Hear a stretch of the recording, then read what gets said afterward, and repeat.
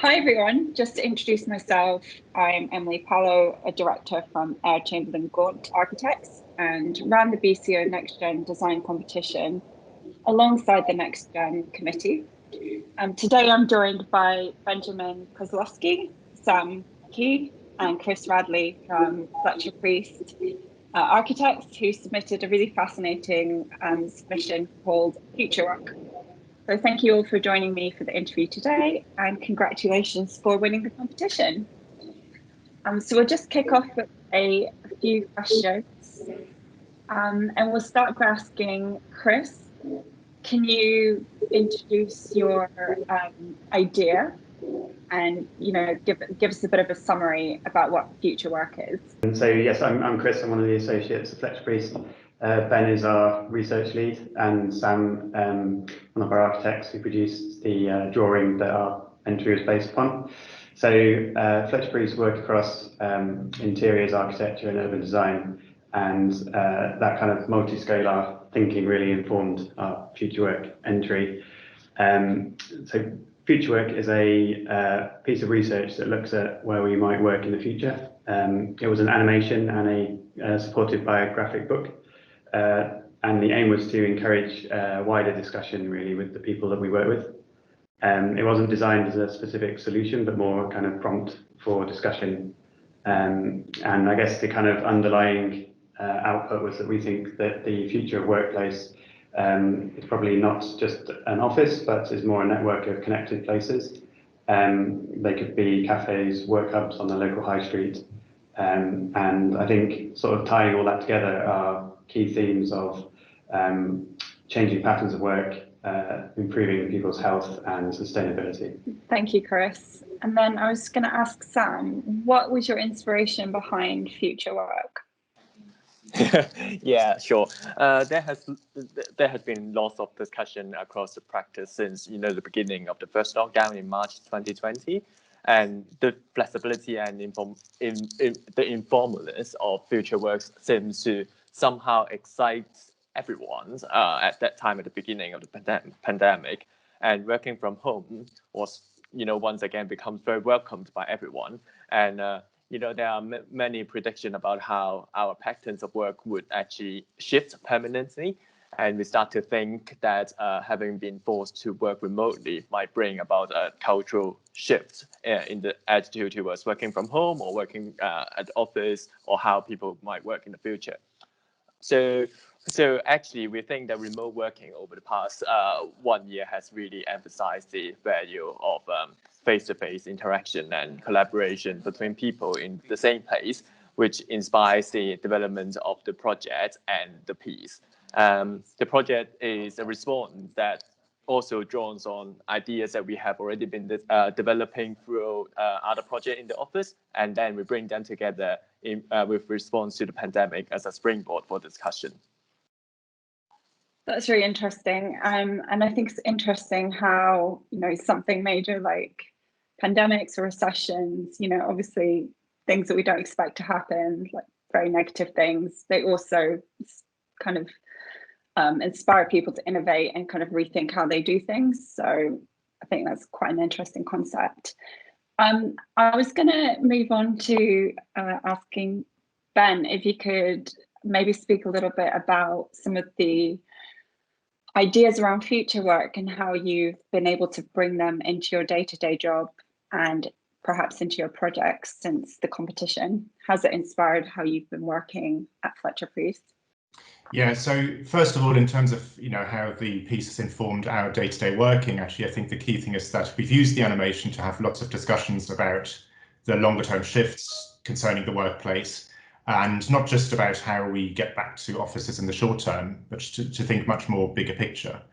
And actually in that, the sort of graphic format of the piece has really helped to keep it quite high level and not get bogged down in too much detail, and to think quite holistically about the workplace. Whether you work from home one day or a local cafe part of another day, and then from a sort of shared office hub the rest of the week. I think more broadly, the themes that the piece touches on, looking at climate, health and social equity sort of together, is really key to us in the practice, and to kind of really think how we as architects can engage with those challenges in conjunction rather than just dealing with one in isolation. And for example, with the piece, we had quite a lot of discussion about how we can think about equity more broadly, and not just think about work as something that happens in offices, but thinking about designing places for all users, whether they're someone who's delivering something or whether they're your prime occupier. And across the practice, we're doing a lot of work, in particular at the moment, on dealing with the climate emergency and reducing embodied and operational carbon. And part of that really is to design for long building life. And yeah, that's probably it. Thanks, Ben. And yeah, I think it's really interesting how you brought kind of different threads into your submission. It wasn't just, you know, one response. You kind of looked at lots of different angles. And I think the thing you mentioned about equity is really interesting, and actually how during the pandemic we've all been working from home. So actually it doesn't really matter where you're located, or, you know, people don't have that challenge of how do I get to work and how do I work that around my life? You know, it's everyone's kind of on a bit more of a level playing field, if you will. And then I was going to move on to perhaps asking Ben and Sam, has the competition changed your perspective generally on how office design may change following the pandemic?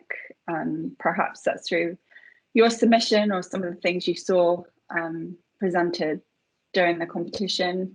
Yeah, so I think one of the key things that we've seen recurring is this notion of experience, which is nothing new really. It's sort of, we've seen that that was something that we had before the pandemic, this kind of focus on experience-led workplace.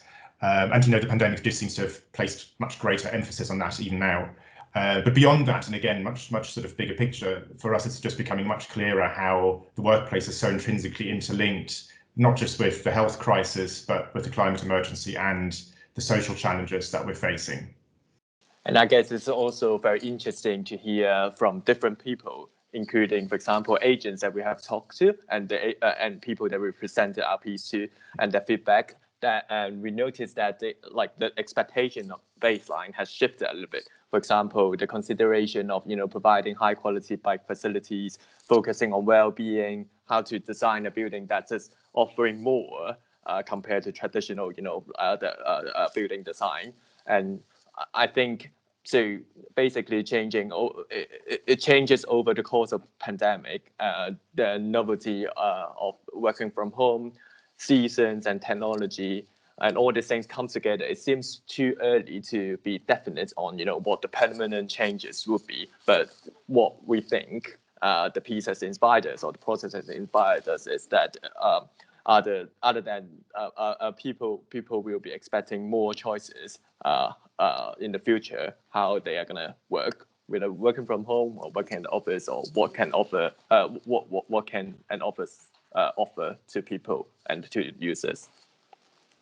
Yeah, definitely. And I think people are going to be much more conscious of the reasons why they're going into the office, and, you know, what they can do from home better, what they can do from the office better. And as you said, you know, it becomes more of an experience.